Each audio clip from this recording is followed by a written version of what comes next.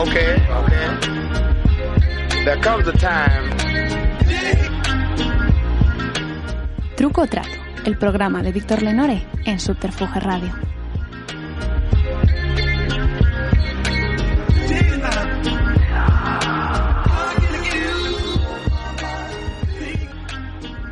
Bienvenidos a un nuevo episodio de Truco o Trato, el programa de entrevistas de Subterfuge Radio. Hoy tenemos con nosotros a José Ángel Mañas, novelista, guionista, icono generacional de los 90. Muchas gracias por venir aquí a charlar, José Ángel. A ti. Me interesa mucho charlar contigo de algo muy específico que es de nuestra generación, la que se llamó Generación X. ¿Tú de qué año eres? Yo soy del 72. Pues sí, clavado. Vale. ¿Tú eres Pensaba del que eres 70? un poquito más joven. No. Te hubiese ubicado en el 74 o así. No, yo el 71, o sea que 71, estamos totalmente. muy cerquita, entonces sí puedo decir eso. Porque, bueno, es una cosa de la que se habló en su tiempo, pero no se habló demasiado. Mi primera pregunta creo que es fundamental para la conversación es si crees en el concepto generacional o no tanto. Hombre, yo por ejemplo eso discutí mucho con Luis Mancha cuando saqué este sociólogo que sacó su documental Generación Cronen, que yo fui el primero que dije no pongas ese título, no me gusta, no tiene ningún sentido. La gente que metes dentro no tenemos para mí poca vinculación biológica, ¿no? Yo los 5 o 6 años que me separan de Loriga o Lucía Echevarría para mí son un universo, o sea, realmente hay un abismo ahí y me siento muy, muy ajeno a ellos, ¿no? Entonces él decía que el concepto no es eso, es que a raíz de la publicación de Cronen, pues bueno, se dio aquel fenómeno editorial del que ellos forman parte y que eso es lo que marca, ¿no? El concepto. O sea, él maneja hablando una vez con Raúl del Pozo, recuerdo que me sorprendió mucho, y dice, no, es que yo soy de tu generación. Porque claro, había publicado su primera novela cuando yo publiqué la mía, más o menos, ¿no? Entonces, por ahí van los tiros de ese concepto, ¿no? Entonces, ahí hay varias maneras de enfocar el asunto, y es verdad que yo tendía a la más natural, que es decir, bueno, una cuestión biológica. Es verdad que la gente que tenemos una misma idea, pues más o menos compartes una serie de referentes culturales y vitales, y te das cuenta de que eso marca, de que eso incide, ¿no? Hay un poema de Hemingway que a mí me gusta mucho, que habla de que la época manda, la época mandaba, la época quería tal cosa, ¿cómo era? La época quería y recibió tal cosa, ¿no? Y la idea es eso, es que la época manda, y la época manda mucho, ¿no? Y de hecho, si te fijas, pues en un mismo momento, en sitios muy diferentes, pues bandas diferentes llegan un poco al mismo tipo de música. A veces han compartido referencias y a veces no, a veces es algo que está en el aire, ¿no? Y bueno, entonces eso sí me parece sensato, y lo otro, pues ya el concepto de Luis Mancha me parece ya que un poco torcer la mano, pero también se entiende, es otra manera de enfocar el asunto. En todo caso, yo creo que intuitivamente, pues bueno, todos aceptamos el concepto generacional, pues con un margen de 2, 3 años, 4 como mucho, ¿no? Es curioso ese documental porque realmente nadie de los entrevistados se identifica con ese concepto de generación. Benjamín Prado dice que nunca ha leído a Bukowski. Juan Manuel de Prada, por supuesto, dice que no tiene absolutamente nada que ver. Y bueno, un poco con Ray Loriga, pero en general todos los entrevistados reniegan un poco de... Sí, tiene, en el caso de Prado pues es mayor. Sí, su onda era otra, pero bueno, también es verdad que publicó aquella novela Raro, que era donde salía Kurt Cobain en portada, y de alguna manera esa fuera la novela suya que petó y que le abrió bastantes puertas, y él tiró de esa referencia generacional que no es suya, porque escuchaba mucho más a Bob Dylan y a otro tipo de músicas que a Nirvana. Entonces, ¿fue idea suya? ¿Fue idea del editor? No lo sé, pero de alguna manera él tiró de eso, ¿no? En ese momento, que luego ya pues más tarde pues ya hizo su camino, y ya yo creo que la cabra tira al monte y cada cual vuelve un poco a lo que naturalmente le tira, y está claro que lo suyo era otro, ¿no? Y es alguien, bueno, es un poeta también, que es otra, creo que aquello fue mucho más una cuestión de prosa y de novela más que de poesía, ¿no? Si hablamos de poesía, yo creo que la gente de nuestra edad ya fue más, o sea, para mí la escena que yo vi, que yo sentí, era gente que iba al Bukowski, lo que es Casemiro Parker, o sea, ese tipo Salem, ¿cómo se llama Alguet? Skandar, Alguet, ¿no? O sea, hubo ahí una escena de poesía, de gente que se escuchaban unos a otros. Bueno, tu amiga Laura Miguel, está ahí un poco más joven, Luna por Miguel. ahí. Luna Miguel. Está, pues sí, Norbert, ¿no? Estaba, o sea, ese tipo de, vamos, esa escena fue para mí la escena poética, un poco de la gente de nuestra edad, más o menos. Sí. Bueno, yo recuerdo, ahora que mencionas lo de Benjamín Prado y la portada de Kurt Cobain, por ejemplo, que tu novela Historias del Cronen se recibió con muchísimo interés en el sentido de algo que habla un poco de nuestra generación, pero la novela de Benjamín Prado se recibió con sospecha, como ¿qué pinta Kurt Cobain aquí? ¿Quién es este tío? No sé si en tu círculo fue algo parecido. Sí, yo ya no lo conocía y tampoco, no recuerdo, sí, era el formato, bueno, era uno, quizás uno de esos textos que parecían sí más sospechosos, ¿no? Y luego además fue justo después del suicidio. Claro, con Kurt Cobain hubo una serie de etapas, ¿no? En un momento dado gustó mucho, luego llegó muy arriba en las listas de hits y la gente renegó de él y luego se suicidó y volvió a ser un tío como aceptable y guay y conveniente, ¿no? Entonces lo que no sé exactamente es cuando llega. Bueno, él debió de llegar después, sí, con lo cual aquello se debió de ver dentro de este mundillo, ya sabes, un poco. Esto que dices, que dices que me parece muy central de la generación X, que la integridad, o sea, algo como la integridad, la actitud, no sé, la autenticidad, ¿no? Quiero decir. Sí, era un rollo, era no muy existe. Neopunky en el sentido de estéticamente, ¿no? Que también es una falacia eso, darlo tú mismo. Pero dice, hazlo tú mismo, te subes, sí, si te tocas 4 acordes, de acuerdo, pero los que eran buenos porque eran músicos, ¿sabes? Cuando tú coges a los Fugazi, a los Bad Brains y toda esa gente sabía tocar. Luego tiene una estética, o sea, era un poco demagógico aquello, pero bueno, sí que estaba en el aire y sí que el músico profesional. Mira, ahora he pasado por la Gran Vía y había un cartel de Sober. Yo recuerdo que conocía el batería, claro, se murió, no sé qué batería tienen ahora, ¿no? Pero este era un batería súper bueno y súper profesional, pero a nosotros nos generaba, habla de la pequeña banda ridícula que teníamos entonces, nos generaba mucha sospecha. Era un profesional era malo. O sea, es que por dónde iban los tiros, y yo creo que era esta estética, esta filosofía un poco de la autenticidad y tal, que bueno, que tiene, es que todo hay que mirarlo de cerca, ¿no? Yo entrada, hablando, es que hace poco vi un documental de esto sobre el hardcore neoyorquino, bueno, neoyorquino no, porque era realmente más bien californiano, americano. Esta escena pues era 80-85 y de repente te llega todo lo que eran pues Black Flag y los Minor Threat cuando arrancan, luego se convierten en otra cosa, y claro, es que eran unos años antes, ¿no? Yo recuerdo, por contra, claro, cuando yo estaba tocando en el grupo de música que teníamos, era mucho eso. Hacíamos una versión de los Fugazi, Waiting Room, todavía me acuerdo de ella, la podría tocar, los Dead Kennedys. Claro, yo siempre, a mí, por ejemplo, con respecto a eso, yo desde el principio no me sentía cómodo porque veía mucha filosofía, mucho postureo, vamos a decir, y al mismo tiempo yo decía, pero joder, esta gente había una escena donde tú te podías mover, donde tú había 20 ciudades, las que fueran, y tú eras recibido y la gente llenaba tus conciertos y tus discos se lo compraba. Entonces, claro, esa escena alternativa tú podías vivir.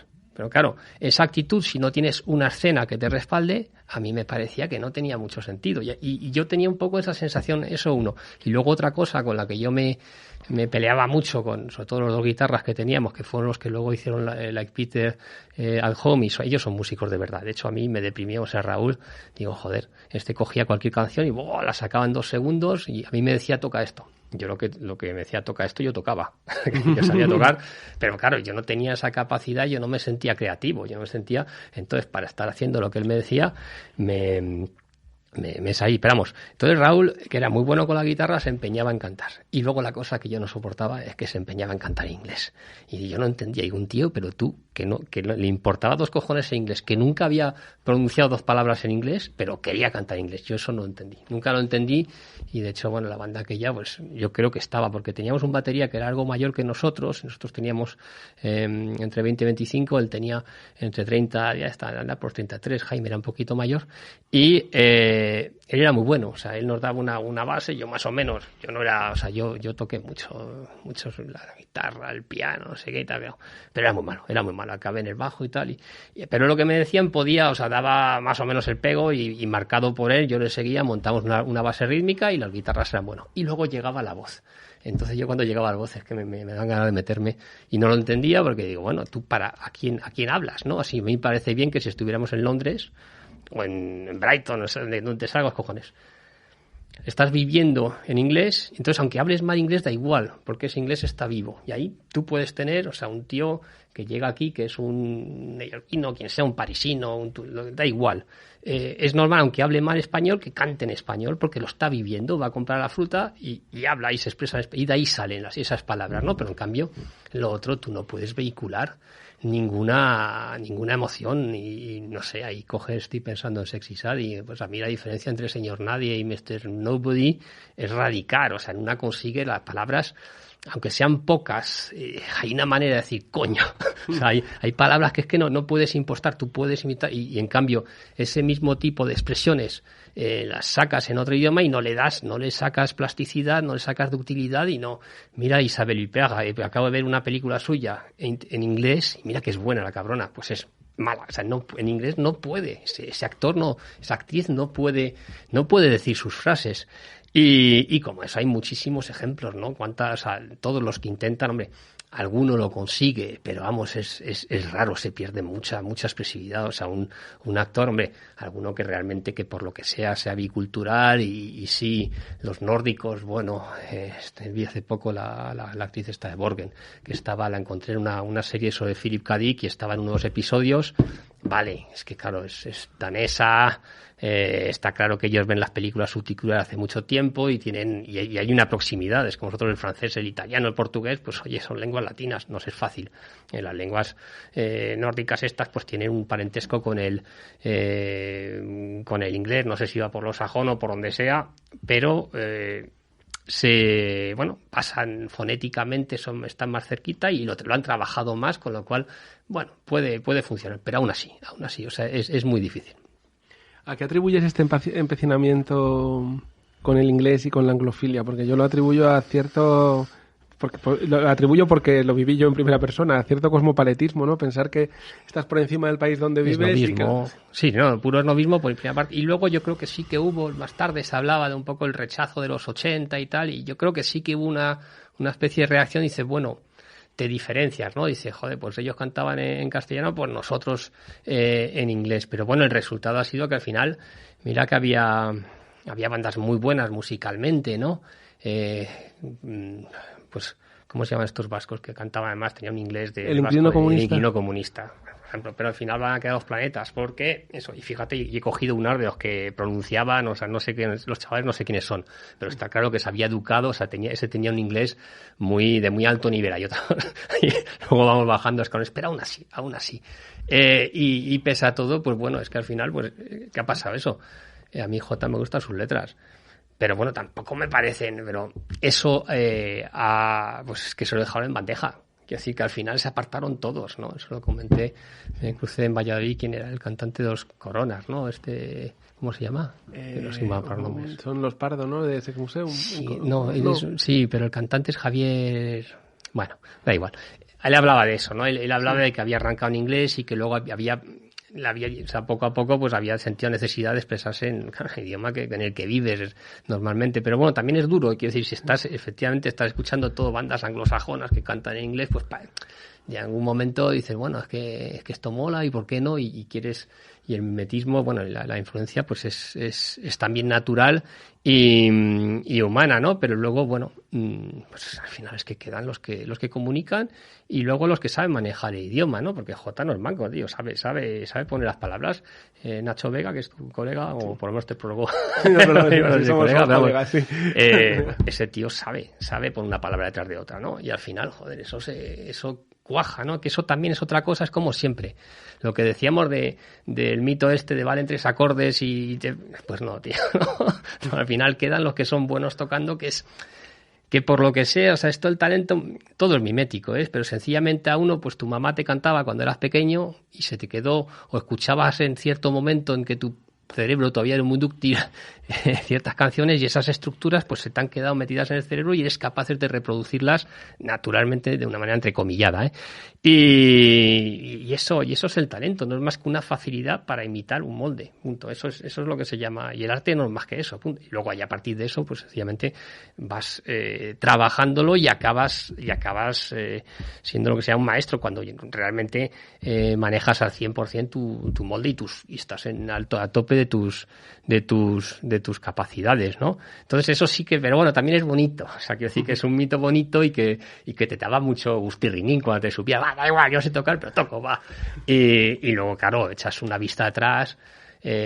Los Ramones es que eran muy buenos, son muy sólidos, o sea, eso es como un Mecano, que tú lo tiras, esas canciones aguantan trote, porque esa gente no eran, quiero decir, sabían tocar. Bueno, y hasta el disco de los Sex Pistols, el Sid Vicious era un descerebrado, era lo peor, pero oye, el disco, hay canciones, tampoco lo haces así, o sea, hay canciones que están muy bien, está muy bien concebido, no sé exactamente cómo lo sacaron, y luego pasas a los Clash, que eso ya es otra cosa, porque también ahí es una cosa, es verdad que Joe Strummer pues tenía ambición, es un tío que quería triunfar y montó la banda y se fusiló un poco para iglesia, se fusiló a todos que hacía falta hasta que encontró su estructura la que a él le convenía. Esto es otra cosa, ¿eh? Quitamos el inciso, pues nos quedamos en los Clash. Entonces luego hay un momento también, esto como los Beatles, claro, tocaban. Al cabo de tocar, estos se fueron a Hamburgo, tocaron todos los días, tocas un concierto, pues mejoras, se nota, ¿no? Los Clash hubo un momento que se tiraron, pues hay un momento muy dulce, que realmente el batería todavía no estaba zumbado, le guardaba las suficientes neuronas y aquello sonaba, ¿no?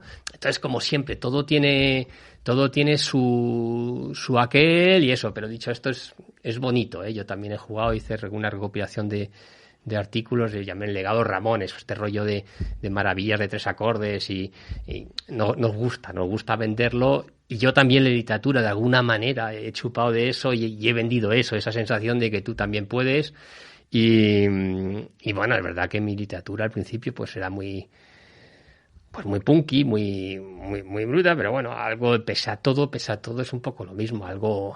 Yo y el Cronen, hombre, he hecho algunas, hubo alguna época, hay una en concreto, donde realmente tenía el cerebro un poco más triturado por las drogas, porque ese es otro mito, las drogas no alimentan nada, o sea, te lo pasas muy bien, disfrutas, pero a nivel creativo cero. Y sí que alguna dices, joder, está ahí. Pero, por ejemplo, el propio Cronen dice, coño, pues con tiempo aguanta, tiene cosas tosco, pero no está mal. Y aguanta mejor. Yo alguna vez últimamente, pues tuve que dar una charla y tuve que ver otros textos de la época, no voy a decir nombres, y joder, algunos sí, dice, hostia, sabe escribir. El Origami siempre me pareció que escribió bien. Pero algún otro decía, hostia, esto es mucho mejor. Puede parecer lo contrario porque es más relamido y no sé qué. Y dices, hostia, es mucho mejor. Pero bueno. ¿De estos que te parecían más relamidos son de los que triunfaron o de los que cayeron en el olvido más o menos? Sí, alguna. Sí, era una. Una. Bueno, y como tuvo mucho éxito también por la misma época, y no está, que decir, tampoco está mal, pero era otro tipo de historia. Bueno, ya que hablabas de música, te voy a preguntar, una cosa característica de nuestra generación, de la generación X, es que triunfaba una música muy depresiva y muy mal rollera. ¿Tú a qué atribuyes esto? Hombre, es que fue una época oscura. O sea, que si uno coge la sensibilidad hombre, cuando habla de sensibilidad, todas las generalizaciones son vastas y tienes que hablar de dominantes, de tonos dominantes y luego había de todo, había gente muy feliz y gente, pero había una tendencia hacia lo negativo, la agresividad también, quiero decir, si tú coges la música de los 90, estoy pensando, había, o sea, ya no solo Nirvana, pero ¿cómo se llama estos electrónicos? Que a mí me gustaba, que era punk, que vienen ingleses británicos, que luego se ha muerto hace poco el cantante, coño.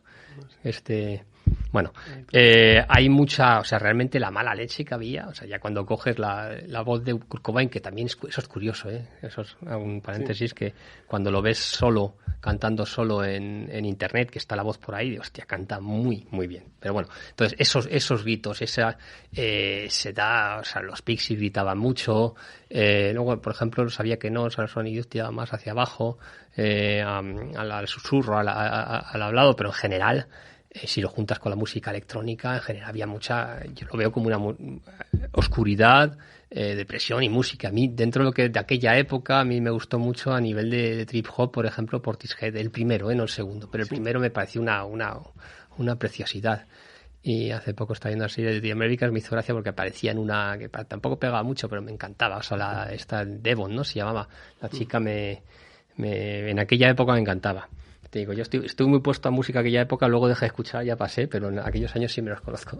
Pero es muy raro que la gente esté deprimida y tenga este mal rollo, o que conecte con este mal rollo a los 20 años. Yo todavía no me explico, porque yo conectaba especialmente desde Nine Inch Nails, Joy Division... Joy Division, si eso pega mucho, es muy adolescente, justamente, o sea... J tenía unas primeras canciones, ¿no? Así que había un tío colgando. Sí, era totalmente. Desorden, una canción que se llama Desorden. Sí. Es más, es el momento, es ahí cuando te suicidas, cuando sé que ya con 50 años te suicidas, tío. Luego ya ves la cosa de otra manera. Yo creo que tienes demasiado en la cabeza, demasiadas hormonas, demasiado. A lo mejor exiges tu imaginación, está muy busteada y pides mucho y esperas mucho. Entonces todo eso tiende a, claro, es que te deprime lo poco que eres, ¿no? Luego ya con el tiempo dices, no, pues soy una mierda, pero estoy contento. Bueno, pues te voy a pedir que saques la primera pregunta incómoda. Si me la pasas, esperaré. Las preguntas incómodas de Lenore. Esta tiene que ver con he estado leyendo entrevistas del principio de tu carrera y vi el documental de Generación Cronen. Al principio tú tenías una guerra contra la ortografía, digamos, ¿no? O sea, que duró un tiempo. Sí. Por ejemplo, escribías... Sí, castellanizaba. Es que buscaba... Sí. Buscaba la... Novela con B, guerra civil con Z. buscaba fonetizar. O sea, la base era un poco castellanizar. O sea, es verdad, dice, bueno, al final, hombre, hay quien dice Shakespeare y tal, pero tú lo pronuncias Shakespeare, ¿no? O sea, que sí. Entonces, es verdad que como buscaba, yo tiraba mucho del oído, más que de... Bueno, la vista también, pero vamos. Y entonces digo, bueno, pues buscaba la pronunciación de la gente, ¿no? Entonces a partir de ahí empiezas a meterte en rollos ortográficos y por qué la B, claro, en su época la V era una fricativa, se decía, la gente lo pronunciaba, ¿no? Que el castellano se parecía más al francés. Entonces, mientras que, claro, con el tiempo eso se ha perdido, ¿no? Entonces la B y la V, pues dice, pues ¿por qué no lo unifican? Los vascos lo hicieron, en fin. Entonces, por ahí iban los tiros, ¿no? Entonces lo que pasa es que era tan complicado que, bueno, todavía mantengo de vez en cuando, me gusta más la palabra M30 que poner unas siglas, M30, entonces M30 suena, me parece más literario, ¿no? Y un puntito de barbarismo, pues así, un perfume todavía me gusta y lo evito a tope las cifras, los números y busco que lo más posible pues sean palabras, ¿no? Y sí, y cuando el sistema fonético, no ser español, me molesta, ¿no? Peyot, joder, tendría que decir Peyot, pero eso también, por ejemplo, es un poco bestia. Pero bueno, entonces, por ahí van los tiros. Lo que pasa es que es una guerra sin fin, es un poco pero bueno, pero soy capaz, por ejemplo, de cambiar estas palabras, pues un coche Peugeot por otro porque no se pronuncia como se escribe, ¿no? Entonces, un Audi sí, voy a cambiar, soy muy susceptible a eso y me gusta que lo más posible, porque nunca llegas, evidentemente no es una escritura fonética, pues eso, ¿no? Y en aquella época, pues sí, dentro de ese rollo un poco, como dice, estética, neopunk, no sé qué, pues daba una sensación, pues bueno, más incomodaba, molestaba y bueno, pues quedaba bien, ¿no? Entonces ahí la novela, sí, pues se me ocurrió, pues queda gracioso, ¿no? Lo de Unamunos, Unibola, pues yo la novela, pero con el tiempo te das cuenta que es una gilipollez, los discursos no van para nada y pasa. Bueno, te lo preguntaba porque aunque tú perdieras esta guerra, entre comillas, me parece que el trap, que tú en la última juega, por ejemplo, citas a Young Viv y a Cecilio G., que el trap sí la ha ganado, porque Totalmente. ellos hacen una mezcla del lenguaje español, inglés y código de internet que queda muy natural y que ha triunfado totalmente. Sí. Ellos Y han se ganado pega, tu y se pega también con el email y el WhatsApp al final. Hombre, yo WhatsApp escribo así, GUASAPA, me parece una muy pretencioso escribir WhatsApp. Me parece un poco pedante, ¿no? Entonces, hombre, a mí eso, cuando veo eso, a mí eso es lo que me atrajo del trap, o sea, eso es lo que me gustaba, o sea, la voz de la calle, y me parece que dentro de eso ser puramente bárbaro es mucho mejor, porque no pretenden, ¿sabes? Si empiezan a pretender hacer poesía, pues bueno, no van a llegar, eso llega a Joaquín Sabina, porque él sabe manejar las palabras. Entonces, de esta manera estás obligado a aceptarlo. Es mucho más radical, es mucho mejor para ellos, entonces son muy inteligentes, o sea, me parece que es lo que hay que hacer, y me parece que además que han ganado, por lo que decíamos, lo que perdieron muchas bandas de los 90 por lo mismo, por salirse de su vivencia. Ellos están en su vida, y mientras estás o sea, nadie sabe más de ti, de tu propia vida, que tú, con lo cual es ahí. Entonces tú escribes como tú lo vives, y entonces de ahí siempre que no te salgas de eso, estás seguro, nadie te puede, y nadie, es gracioso, y da un aspecto, es como un graffiti, o sea, que decir, esa sensación de tú sientes algo crudo y auténtico, y dentro de eso, pues bueno, a veces hay destellos de poesía, ¿no? Porque la poesía, esto decía, ¿cómo se llama este hombre? Uy, soy malo por nombres. Este fue un premio Cervantes hace poco que hablaba de eso, un poeta. Este es un chileno. Joder. Parra. Sí, Nicolás Parra. Nicanor Parra, pues decía que eso, la poesía está en todas partes. De vez en cuando una frase, o sea, que decir, bueno, pues yo creo eso, que no todo es poesía, pero hay destellos de poesía en todo esto. Y en estas letras, pues hay detallitos, hay chispazos donde llegan a alcanzar la poesía, ¿no? Y es bonito, y está bien. Yo creo que lo han hecho muy bien, y luego han montado una escena. Hay una escena, una escena que respalda esa música, no es una gente que se apoyan unos a otros y que han crecido. Luego los hay que han dado un salto y ya van a otra dimensión y están en otra cosa, pero el respaldo social que tiene la música, esa escena que para mí es súper importante, por eso he hablado, esta poesía, lo que hicieron hacer esta gente, Casemiro Parker y compañía, pues era una escena que luego ya le hacían sus slam poetry, no sé qué, sus cosas, pero luego ya se ha disuelto, yo creo, ha perdido, pero bueno, las escenas no duran, pero bueno, y esto ha sido una escena, no sé si todavía está por ahí, o sea, eso ya tampoco lo sigo mucho, pero efectivamente ha habido una escena de batallas, bueno, los pickers de Cecilio G, John Beef y no sé qué, y todas esas cosas, bueno, y de gente que los iban siguiendo a unos y otros, y que se iban apoyando, y que se iban comprando, descargando, ya no sé cómo funcionan ellos con sus mix tapes, pero claramente ha habido una escena potente, y de esas escenas luego normalmente pues sale gente, y la gente buena pues acaba haciendo su camino.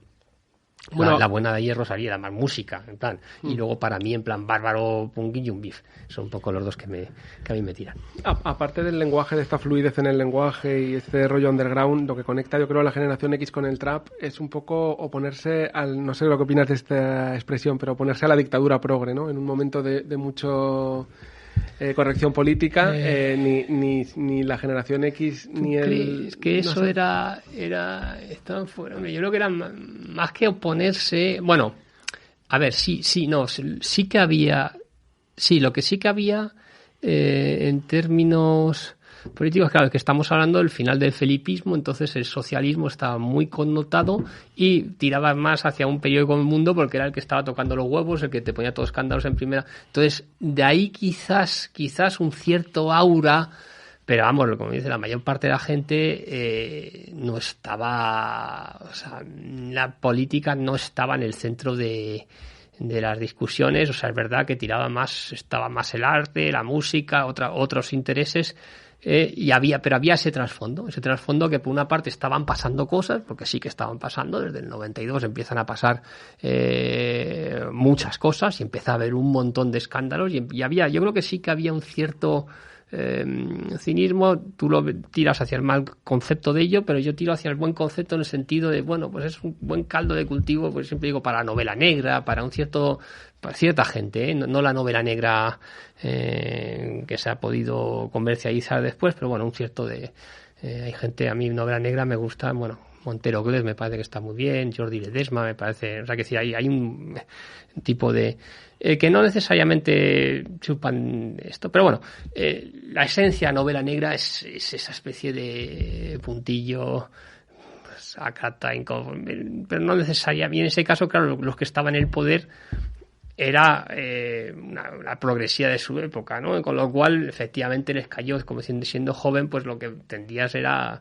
pues siempre tiendes a estar un poco a la contra, ¿no? Pero sí que se habla mucho y creo que es bastante acertado decir que realmente la política tardó en entrar estuvo unos 10 años muy, muy desaparecida, ¿no? O sea, realmente no estaba... la gente estaba en otras cosas, no sé muy bien qué eran esas cosas. Yo cuando hablo de dictadura progre lo considero como un término cultural más que político, pero por ejemplo estaba pensando en el prólogo de La última juerga. Tú le hablas al protagonista del Cronen y le dices: tengo que contarte que te has convertido en un icono noventero, incluso en un ejemplo de masculinidad tóxica. Sí, claro, no, eso también. Luego el tema así, además que así. Sí, bueno, por ahí efectivamente, o sea, sí, lo incómodo, lo políticamente incorrecto, te atraía, te tiraba y buscabas incorrer a lo mejor de una manera un poco tonta, porque no tiene, pero efectivamente, sí, una cierta de cosas que parecían a lo mejor para gente que tenía 10 o 15 años más que nosotros, que como muy adquirido, estaban dentro de un molde mental y intelectual a lo mejor y político muy, muy sólido y a lo mejor muy correcto, pues es verdad que les querías tocar de los huevos, pero yo creo que eso pasa siempre, ¿no? Por principio como gente joven y luego ya pues más o menos muchas veces te acabas dando la vuelta, otra, en fin, ya cada cual.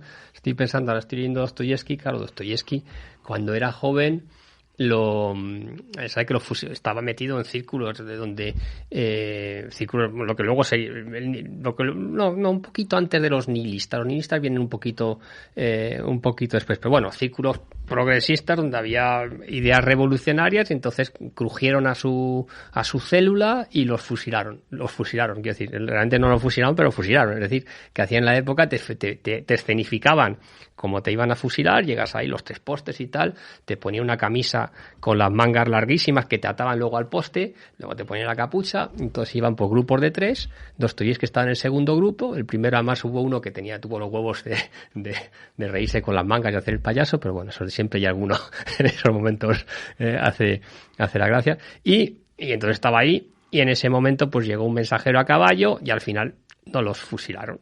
Pero claro, el susto te lo llevas, normal que lo pasas.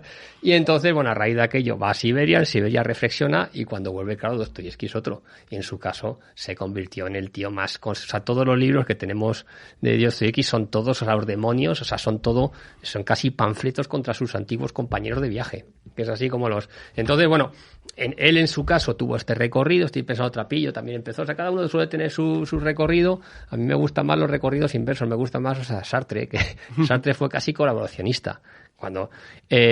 Y luego, según iba envejeciendo, y siempre digo, Sartre es cojonudo, porque es raro. Normalmente, tú coges a Charles Nogales, se va a Francia, se va a Inglaterra y entiende lo que está pasando. Bueno, pasa por Madrid, asedio Madrid y lo entiende. Y va a Berlín y entiende lo que está pasando. Y va a Inglaterra y el tío lo entiende todo, tío. Y suele tener, en principio, los artistas son gente sensible y en cambio... Sartre va a Berlín, es que no entendió nada. Vuelve, estuvo en el ejército y en la línea Maginot y tal, y le escribía ¿cómo se llama la chica esta? Su castor, Simone de Beauvoir, ¿no? Sí. Y le dijo... Dice, hazme caso a mí, yo conozco a los alemanes, está en Berlín y Hitler nunca nos invadirá. O sea, ese es un ejemplo de Sartre. Luego, lo que pasa es que normalmente los dilemas históricos son como binarios 0-1, entonces tú vas jugando y poco a poco, en muchos otros casos acertó, ¿no? Pero sí que es uno de estos casos donde realmente se equivocó mucho.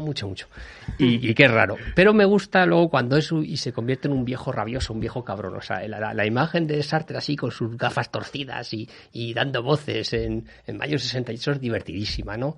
Es lo contrario del pobre Gabilondo, que le ha tocado, da otra sensación. O sea, son las mismas gafas, pero las sensación detrás es otra. Entonces, en el caso de Sartre, además estaba anfetamínico perdido y tal. A mí la vejez de Sartre me parece muy divertida. Y luego acabó en posiciones casi religiosas, porque Beauvoir se tuvo que pelear con el Nouvel Obs, y no sé si finalmente consiguió bloquear una publicación donde ya hacía unas afirmaciones casi prosemíticas en lo religioso. O sea, quiero decir, se le fue la... pero es muy divertido. Como sionistas, quieres decir. Sí, no, pero ya realmente muy extraño. O sea, el recorrido de Sartre era... Sí, acabó con un delirio religioso que no recuerdo, pongo entre paréntesis, pero sé que ella no sé si llegó a conseguir bloquear, o desde luego intentó bloquear su última entrevista, que esta se la sacó Jean Daniel, ¿no? Y nada, bueno, entre los dos a mí se me hace más divertido. Me parece que cuanto más envejeces, menos tienes que perder, y lo más divertido, lo mejor que puedo hacer es divertirte y pasar de todo, ¿no? Entonces los viejos cabrones, mira, el Biden, tío, está ahí. Como no tiene nada que perder, como se hace lo que sale de los huevos. Es que me parece que eso es divertido, tío. Es cuando ya no tienes, ya te da igual lo que te digan.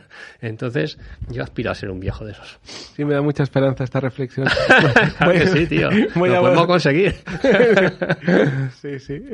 Es interesante cómo va a enfocar nuestra generación la vejez. Yo tengo unos amigos muy... Sin llorar, tío. Por eso, lo único, llorar no, tío. Esto, la cadera, no sé, no, eso no, tío. Y... sigue. Y yo tengo unos amigos que su estilo de vida ha sido drogarse constantemente los fines de semana, ya hasta la entrada a la madurez, y están pensando en cómo hacer algún tipo de asilo o residencia donde puedan mantener este estilo.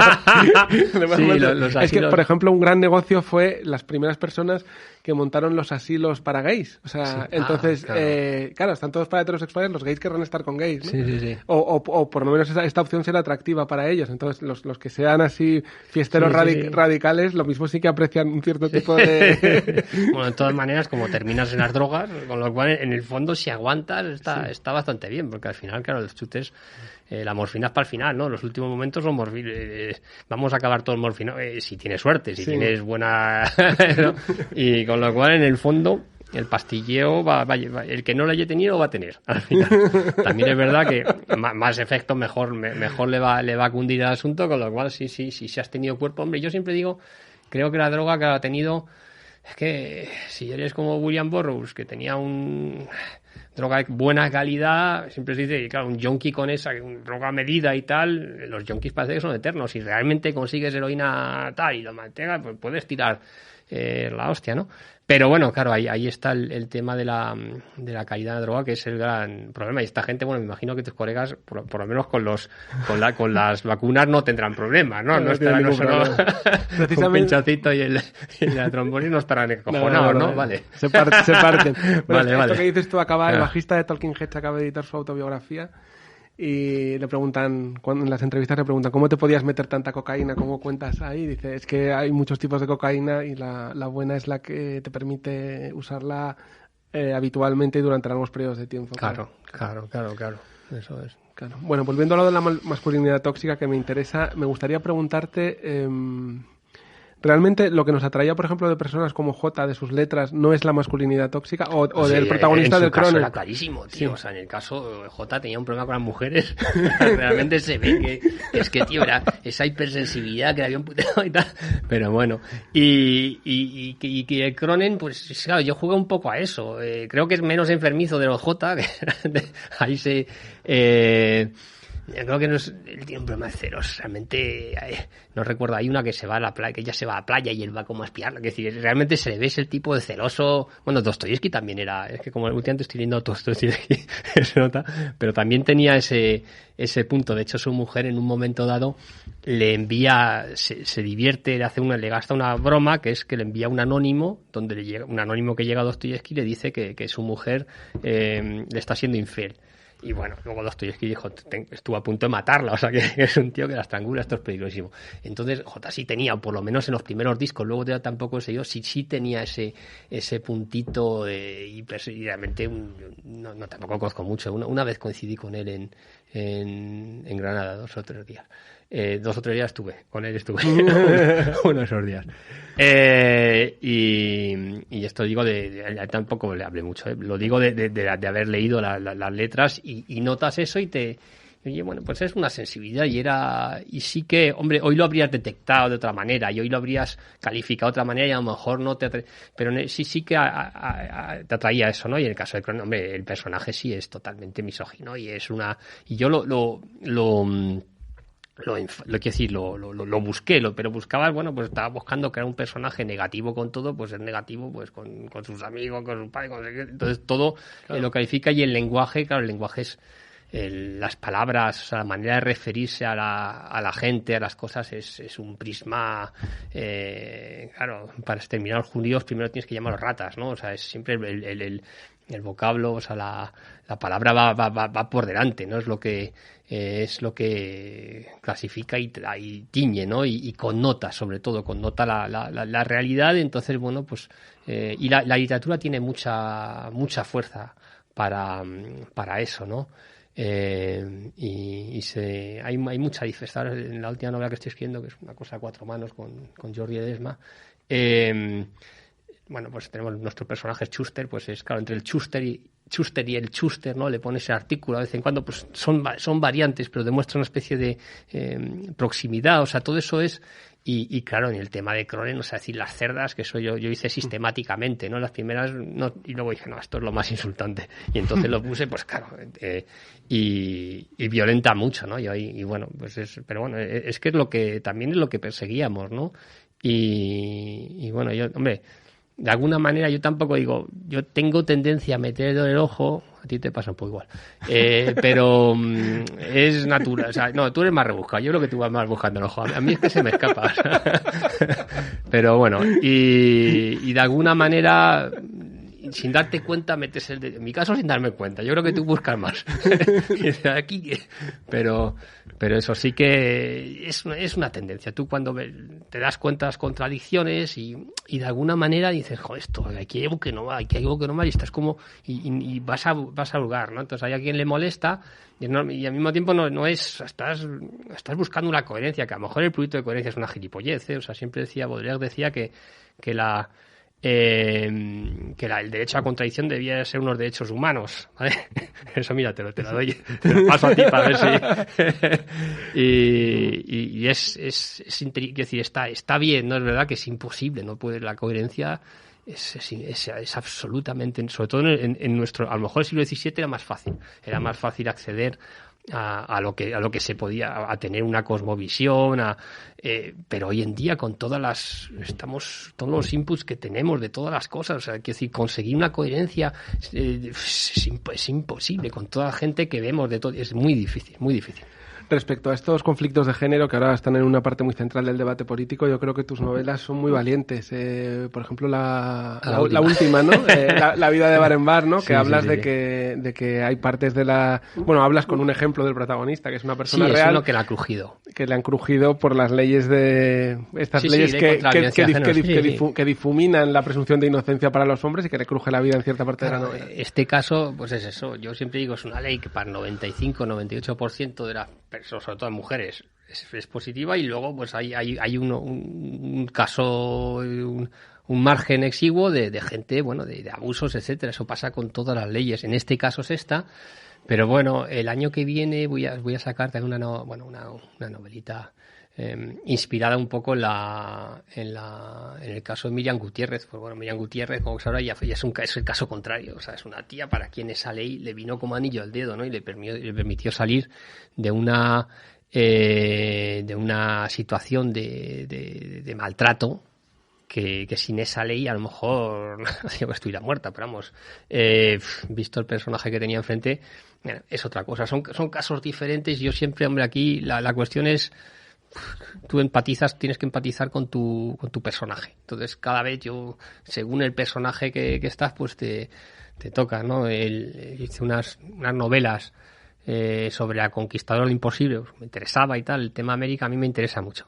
Me parece que hay un montón de cosas que ocurren, o sea, y en especial lo que es la escuela de Salamanca y la controversia de Valladolid me parece fascinante. O sea, me parece esa acojonante. A nivel intelectual, los todo que se escuchó allí me parece muy. Esto es lo de Bartolomé de las Casas, ¿no? Sí, Bartolomé de las Casas y los indios tenían alma y todo esto, ¿no? Es lo que luego se discute, o sea, lo que en plan siempre se cita la vida de Brian, dice, no, pero los romanos nos han traído esto, ese tipo de argumento, dice, no, están ya ahí, ¿no? Entonces, bueno, y ahora, pero aún así, que si dentro de esos, pues seguí un poco a Cortés, seguí a Pizarro, son conquistadores, pues tienes un poco que entenderlos, ¿no? Pero bueno, dentro de poco hay una novela que voy a sacar pues sobre Gonzalo Guerrero, y es este español que llegó, que es también muy curioso, llegó a ser capitán Maya, o sea, es un tío que, o sea, cuando llega a Cortés, había 2 náufragos anteriores. Uno es, y él los quiere, y que ya han aprendido maya, entonces él los necesita como intérpretes, y hay uno que se vuelve con él, que es Jerónimo Aguilar, y luego hay otro que es Gonzalo Guerrero, que no dice, tío, yo ya estoy casado, tengo hijos, me he horadado, tengo mis tatuajes, es más, incluso llegó a ser capitán, o sea, de, ¿cómo se llama esta gente? Tiene Nacom, una tribu indígena, ¿no? No, sí, de los mayas, pero los Nacom era el gran capitán de incluso de regiones, o sea, que llegó a lo más alto de del escalafón suyo, ¿no? De hecho, les enseñó, claro, el tío había luchado con el gran capitán en Italia, el gran capitán, que es curioso, que todo lo que hizo fue trasladó un poco el concepto de guerrilla de Tornafuelle y todo lo que había aprendido los árabes y esta especie de mundo a frontera en Granada, y lo trasladó a Italia. Entonces los franceses, que estaban un poco todavía en modo medieval, con sus grandes cargas medievales, pues no entendían nada. Entonces, claro, de repente esas técnicas que fueron muy, muy eficaces, la infantería empieza a ser importante, o sea, empiezan a buscar el terreno, a joder la vida, a no dar una batalla frontal en una explanada donde cargan dos. Entonces, pues de repente Gonzalo Guerrero está con él, él llega a América con 40 años, con lo cual tiene todo ese trasfondo. Y de repente lo aplica contra los españoles, le toca y bueno, lo que voy es que yo me pliego al personaje, ¿no? El que me toca, creo que la ética, no lo sé, o yo lo entiendo así, la deontología, yo creo que, o sea, a mí siempre me ha molestado, por ejemplo, alguien como Woolfe, el novelista, Tom Woolfe, ¿no? Es el de la hoguera de las vanidades, ese sarcasmo, o sea, el novelista que se pone por encima de los, no me gusta. O sea, me gusta, creo que tienes que estar con él y tienes que entenderlo y tienes que estar. Y luego eso lo vi hace poco, oí a Chávarri, ¿no? Que estaba estaba haciendo una cosa sobre Panero, el poeta, y entonces hablaba del desencanto y me dijo una cosa que me gustó mucho. Y es que no, o sea, porque alguien estaba en una discusión, estaba con Millás, y Millás le picaba, se ponía por encima de los personajes, ¿no? Se reía un poquito a la distancia y dice, mira, que de alguna manera. Y Chávarri, fue una cosa que me gustó mucho y que dijo, no, o sea, rechazó y dice, no, yo es que nunca me pongo por encima de los personajes. No se permite, es fácil. Claro, él podía ha montado todo y él podría reírse y dice, él no se permite, no, yo no me permito, y en ningún momento les faltaba respeto a sus personajes, ¿no? Y me pareció una lección, me gustó, ¿no? Esa sensación de respetar a tus personajes, de no querer, pues lo que decimos con la vida de Abraham Bar, por ejemplo, que podrías, y no, hay que ponerte, o sea, tú tienes que bajarte porque, y eso me gusta, y lo procuro, ya te digo, esto es de estas cosas que a mí me pareció que Chávarri, una lección de vida que he integrado y que aplico, y bueno, se combina, se complementa con esto de, o sea, por una parte, entender a cada personaje y quererle lo más posible, y por otra parte procurar no ponerte por encima suyo. En este rato que llevamos hablando, ya has hablado de 3 o 4 libros en los que estás trabajando. No, te lo digo porque cuando te he pedido la entrevista, que vinieras aquí a hablar una hora, una tarde de un lunes, he pensado, le estoy haciendo una putada, está perdiendo dinero José Ángel viniendo aquí. Hay un momento en Generación Cronen en el que De Prada dice, pero ¿Mañas qué hace? ¿Mañas vive de esto o tiene otro trabajo? Yo creo que el documentalista no le sabe responder y dice, que tiene un trabajo. Claro, no sé qué, pero tú no tienes un trabajo. Tu trabajo es escribir casi todas las horas del día, ¿no? Yo solo hago esto, sí. Lo que pasa es que si he tenido... digamos que al final, pues como todo el mundo, o sea, los ingresos puros y pues de literarios, pues bueno, ha habido épocas que he hecho más prensa, y luego últimamente he tenido suerte con las adaptaciones me dan dinero, y luego últimamente, pues bueno, no me han acabado de salir, pero ha habido un momento bastante bollante de muchos proyectos de serie y digamos que los precios, o sea, para la gente que venimos de la literatura, pues están muy bien. Entonces vas con una cosa con la otra, la vas combinando. En su época había algunas traducciones, o sea, que decir, más o menos vas juntando las cosas, pero bueno, y luego uno de las consecuencias de la crisis, cada cual ha reaccionado como quiere o como puede. La crisis de que en el sector literario, pues como en el periodístico, ha sido salvaje, o sea, es un cambio estructural, o sea, es un mercado también menguante, se juntan muchas cosas.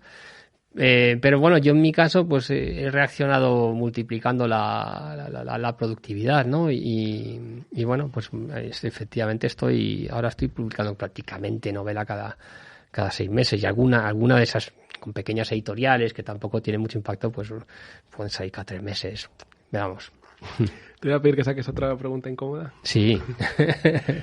Las preguntas incómodas del Lenore. Bueno, antes de leerla voy a decir que creo que José Ángel Mañas está teniendo un momento muy bueno como escritor. Lo digo yo como lector porque me gustaron mucho La vida de bar en bar, que es la última, también La última juerga, y esta serie de audiolibros que hiciste, bueno, una serie en audio sobre la movida, ¿no? O sea, que creo que es muy guapa, cada vez estuvo muy chula, tío. Esos años en el país, creo que debí de llamarlo la verdad historia movida madrileña. Era más, lo otro era es que hay una película, pero bueno, me parecía como era muy, pero sí, a mí ese audiolibro me gusta. Algún día me gustaría verlo publicado, porque creo que el texto quedó muy bien. Es interesante. Los 80, de hecho, bueno, como tú hemos descubierto, éramos muy noventeros y tal, y de repente lo hemos descubierto y hay cosas. A mí me gustó mucho. Luego escoges claro, yo tengo muy el cariño aquí madrileño de saber exactamente dónde, o sea, son como tus hermanos mayores, ¿no? Entonces tienes una cercanía sabes cómo vivían y qué es lo que hacían y tal, y está, vamos, yo le descubrí, o sea, me puse con esa obra, revisité los 80 y un poco los grupos clásicos y me gustó la experiencia. Bueno, esta te iba a preguntar, hay otro momento de Generación Cronen en el que alguien dijo, el que ganó dinero con esto es Mañas, tuvo hasta para ahorrar, debió tener hasta para ahorrar. Sí. Me gustaría saber de toda la locura esta que fue tu momento de éxito, ¿cuál fue el momento más loco que recuerdas? Sí, a ver, lo de ganar dinero es relativo, porque en primer lugar, o sea, yo fui finalista del premio Nadal, que hay gente, entonces creo que eran, el anticipo no sé qué eran, 300.000 pesetas de la época, no mucho, pero luego lo que sí que es cierto que la novela vendió mucho, y entonces con esa novela gané dinero. Y la película, bueno, la película es más complicada, porque eso tuvo, teóricamente hay un porcentaje, a fecha de hoy, yo sobre el papel tengo un 10% de toque general esa película. La realidad es que no percibo 0. Me dices, ¿cómo puede ser? Pues no sé, tío. Supuestamente Querejeta vendió los derechos a Cerezo. No entiendo muy bien. Yo tenía que haberme presentado en el momento de compra-venta. Dice, pero ¿cómo voy a presentar si nadie me dice cuándo? El resultado, pero bueno. Dicho esto, en el conjunto de lo que es Cronen sí gané dinero y me dio para unos años, ¿no? Entonces, bueno, a mí me permitió montar mi estructura, es decir, tengo una casa y tengo una mujer. Eso es gracias a Cronen. Yo es lo que siempre digo, yo le estaré eternamente agradecido a esa novela, a ese éxito, porque me permitió eso y me he permitido dedicarme a esto exclusivamente, que sé que es un lujo, ¿no? Pero bueno, ya está. Entonces, ¿qué pasa? Lo que pasa en países como España, que la gente no es fiel, es normal. Entonces tú tienes un momento de éxito, ganar dinero y piensas que esto va a ser siempre así, y no, y luego al cabo de un año eso ya vale para esto, para editoriales, discográficas, bandas, creo que para todo, y hay un momento, y se baja, ¿no? Entonces casi todo el mundo acaba mal, ¿no? Y no hay un sistema, es verdad que en Francia, por ejemplo, si tienes un sistema de ayudas a los artistas que es, claro, que te ayuda a llegar al final, por decirlo así, ¿no? Aquí es más es más incómodo. Pero bueno, como digo, como no tengo cargo, yo siempre he tenido muy claro que yo vivo con lo justo y que yo nunca nunca me he endeudado, o sea, entonces soy muy austero y bueno, con muy poquito me da y disfruto y me dedico a escribir, que es lo mío, y ya está. ¿Nunca no tuviste una etapa estrella de rock cuando eras, o sea, de mentalidad estrella de rock? Es que eso yo me fui, o sea, yo como me fui, o sea, hubo un momento que sí, que iba por la Castellana, paraba y la gente me claxonaba y me decía, ¿dónde está el escarabajo? Y tal. Y que nunca he tenido escarabajo. Pero, y era incómodo. Ibas a los bares y me provocó mucha incomodidad y yo me fui y estuve unos años fuera. Y ya cuando volví siempre digo, ya había pasado. Entonces, o sea, dicho esto, lo que sí que es cierto es que se te suba la cabeza. Es imposible que no se te suba la cabeza. O sea, entonces tienes la sensación, bueno, pues cosas estúpidas, ¿no? Que yo siempre digo, y de bueno, pues esta novela parece que está bien, vendes 100.000 o 100.000, no sé cuánto, pues una mediana vende la mitad, 50.000, no funciona así. O sea, que te haces unas cábalas, esto, pues si voy a, no sé, no. Entonces el éxito, yo creo, ahí la definición de Bukowski creo que es Bukowski, dice que es que el éxito es, no sé cómo dice, es un malentendido prolongado, un malentendido, tiene un adjetivo, pero vamos, el éxito es un malentendido. Entonces yo creo que es una muy buena definición. Realmente, y es un azar, es azaroso. O sea, no es porque otra cosa que cuando tú crees, tú tienes éxito y crees que tú eres algo y que tú tienes algo especial, que el éxito o que la gente sabe, no, es mentira, es una puta coña, o sea, es un boleto, te ha tocado, que está bien, pero le podía haber tocado a 40 tíos alrededor, bueno, te ha tocado a ti. Y disfrútalo, pero nada más, o sea, eso es. Entonces lo ideal cuando tienes un éxito, Aramburu, joder, hostia, llega tal, ya lo sabe, es perfecto, eso es perfecto cuando tienes un éxito joven, pues bueno, tiene cosas malas, pero bueno, por otra parte me ha permitido, lo bonito, lo mejor es que me ha permitido dedicarme, mira, los corizones, esos que te decía yo, me ha permitido dedicarme a escribir, ¿no? Entonces, desde el principio, que de otra manera no lo habría podido hacer. Y luego lo pierdes, porque claro, dice, ¿te gusta? Sí, pero siempre te va a decir, no, primero búscate la vida, gánate, dedícate, trabaja y luego escribes en tus ratos libres. Claro, es una trampa porque al final necesitas tiempo e inversión y al final hay quien lo consigue hacer. Lorenzo Silva, por ejemplo, consiguió en tu momento combinar su trabajo como abogado y bueno, bien, porque este es muy peleón y muy trabajador, pero vamos, es muy extraordinario y seguir, o sea, eso es raro. Entonces lo mejor yo siempre si a uno le gusta de verdad esto hay que lanzarse sin red, la vas a pasar putas, si las carreras son muy largas, hay altos y bajos, pero también disfrutas, te lo pasas muy bien y es divertido, es una historia así, es una historia curiosa.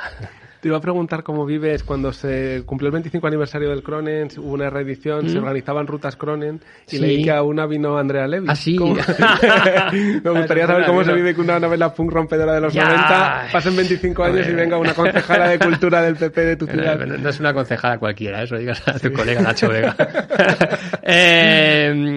Y mira, Javois también, o sea, fíjate que... pues mira, yo lo pasé mal porque no me lo esperaba. Entonces no sé por qué me habían dicho, yo iba y de repente me encontré con cámaras de foto, con no sé qué, hostia, y yo no tenía claro lo que iba a decir. Entonces lo que pasa es que según íbamos de sitio en sitio, yo estaba muy tenso, porque le estaba dando vueltas a qué cojones iba a decir, o sea, lo improvisé. Y entonces, como lo improvisé, lo pasé muy mal. Aunque lo llego a saber, me lo había llevado trabajado, entonces habría ido más relajado. Entonces esta cosa no pude, o sea, es que no, de verdad que lo último que estaba absolutamente, y bueno, salió bien la cosa, pero me estuve absolutamente cerrado en lo mío. Y ya está, ¿no? Entonces, con lo cual no tuve ocasión, ni me di cuenta, ¿no? Me pareció, hombre, es bajita, es muy menudita.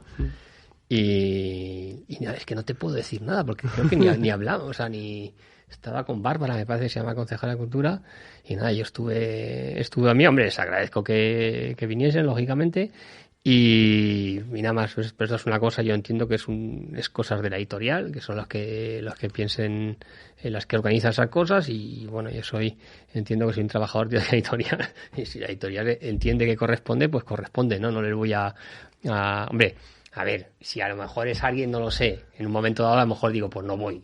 Pero bueno, hombre, no me no te lo preguntaba por eso, ¿eh? Sí. Quiero decir que no es un reproche. Me parece curioso cómo los valores que nosotros considerábamos súper rompedores, en el fondo los puede asumir una concejala del PP. Y más, sí. No, y eso, claro, y eso es... Quiero decir, aquí y la gente lleva camisetas claro, y los grupos se convierten hay ciertos grupos que pueden tener connotaciones y se convierte en otra cosa. Y todo, sí, la cultura tiene eso, que es un poco, por una parte, si te la tomas muy en serio, hay cosas, y por otra parte es un producto más, ¿no? Entonces, bueno, supongo que por ahí, en todo caso, no, yo ese tipo de prejuicios, o sea, cuando era chaval a lo mejor me habría preocupado, o sea, a lo mejor no me habría presentado, yo qué sé. Pero no, ahora ya estoy muy paleado y muy molido, entonces todo me parece bien. Bueno, nos quedan 4 o 5 minutos. Te quería preguntar por Bret Easton Ellis, que se citó mucho en todas las reseñas de historias del Cronen, y que ahora, no sé si lo has leído, ha hecho un libro, una colección de ensayos que se llama Blanco, donde reprocha a los millennials ser excesivamente progres, victimistas, como consentidos, y les habla, bueno, él tiene un novio millennial, tiene un novio millennial, habla de él y dice, estoy flipando con cómo es esta generación, que son peores que nosotros. ¿Qué opinas de este enfoque? No sé si has leído Blanco. No lo sé, hombre, yo evidentemente, a ver, Ellis formaba parte de hecho, a mí Generación X no me gusta como concepto. Pero bueno, como la manejas, sí, como concepto español, pero bueno, es una convención y tal. Pero formaba parte de un grupito de escritores que estaban Jay McInerney, había una chica, no me recuerdo. Amitan, ¿no? No, Amitan es la de Esclavos de Nueva York, ¿cómo se llama? Eso, es que empieza con el... Me he confundido, Amitan es la del Club de la Buena Estrella. De los rabos, no sé qué, hay pollas de todos, tiene un arranque muy... bueno, había 3 o 4. Su libro famoso era Esclavos de Nueva York. Efectivamente, Esclavos de Nueva York, que arranca con ese párrafo. Y eso formaba parte de las novelas guays que había que leer en ese momento, ¿no? En especial American Psycho, pues pegó muchísimo y tal. Y lo curioso aquí es que yo no soy nada guay y nada moderno, aunque no puede parecer lo contrario. Pero y en literatura yo venía más bien de cosas muy clásicas, así que joder, yo no salgo de mis Delibes y mi Baroja y mis cosas. Entonces yo siempre digo que pero al mismo tiempo de repente fue un impacto, o sea, y eso lo decía Unamuno, y tiene razón, que cuando no estás sujeto o rechazas la modernidad, de repente te ves confrontado a ella y te pega un gripazo bestial, te influye muchísimo más, porque no tienes anticuerpos, no tienes distancia, ¿no? Y entonces efectivamente impactó mucho, influyó mucho, porque se te mete en el cuerpo, y era algo como muy coetáneo, y en concreto con Ellis lo que me gustó fue eso, que de repente te explicaba cómo aquello que estabas viendo delante era novelable e interesante, que no todo el mundo y eso yo creo que fue la gran lección que yo saqué de aquí, que la cosa inmediata, lo que tenía un valor, y nada, fue unos autores de aquella época. Yo siempre digo, en la época, la verdad es que es mentira, o sea, arranqué, claro, ya al cabo de 2 años tienes un recorrido y tienes un caudal y te entran muchos afluentes de todo tipo. Pero en aquella época sí que yo claramente era muy... tiraba hacia lo anglosajón, y eran 2 patas, y el realismo español. Son un poco pero dentro de anglosajón era más bien pues Salinger, Tom Sawyer, es decir, cosas muy clásicas, siempre me han gustado, Steinbeck, ese tipo de cosas, y luego se juntó en el último momento esto, y que yo siempre había tenido rechazos, igual, pero siempre ha sido así, o sea, yo cuando jugaba al fútbol, a mí ver fútbol no me interesa, me gustaba jugar, no me gusta ver, incluso tocaba música, pero tampoco yo no me entusiasmaba, digo, bueno, vale, está mal, pues esto voy al mecanismo, ¿cuál es la esencia de esto? Pues lo que sea, ¿no? Entonces me ha gustado hacer, y no soy muy fan, pero bueno, en todo caso aquello fue y nos entró, influyó, y Y ya está. Entonces ya el desarrollo ya no lo he seguido, ¿no? Entonces lo que me dices, hombre, me hace gracia que tengas un novio millennial, eso me hace mucha gracia. O sea, me parece que tiene mucho encanto, ¿no? Y luego, bueno, a mí no, eso no me gusta. O sea, en principio me gusta la gente, tengo tendencia a gente en mi edad y tal, o sea, ya los asaltacunas y ese tipo de cosas, pues ya me parece, en todos los sentidos y en todos los, yo no sabría qué hablar, tío. Yo necesito gente que tenga una conversación, o sea, gente joven, tan joven, a mí me daría una pereza total. Tienes que hacer una educación, ¿no? O sea, es muy complejo. Pero bueno, pero que sí, que también todo el mundo disfruta con lo que está bien. Me imagino que tu ego te sientes bien, dices, joder, todavía puedo tener un lío con un tío que tiene 20 años menos. Y, bueno, son cosas, cada cual se consuela y se busca vida como puede, en todos sentidos. Bueno, pues con estas palabras sobre o contra la juventud y su falta de experiencia cerramos el programa. Muchas gracias, José Ángel. Venga, a vosotros. Y gracias a todos los que escucháis Truco Trato en Subterfuge Radio cada semana.